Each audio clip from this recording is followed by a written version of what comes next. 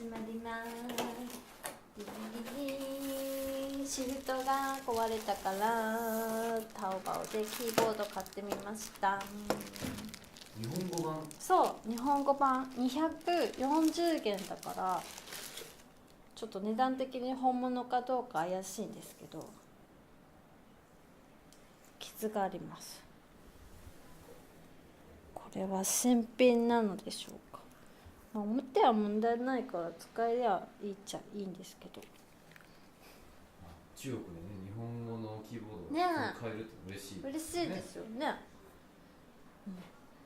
ちょっと使ってみたいと思います。ちなみにこれが本物の日本で買って日本から持ってきたキーボードです。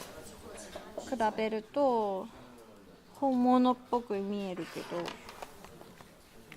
面白いね。裏は裏リンゴが欠けてなかったりするのかな。裏も同じかな。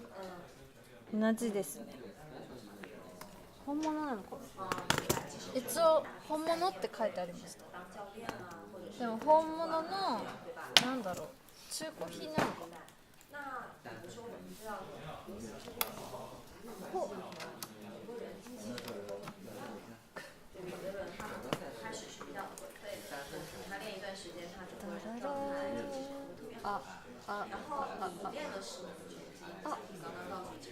使えますね。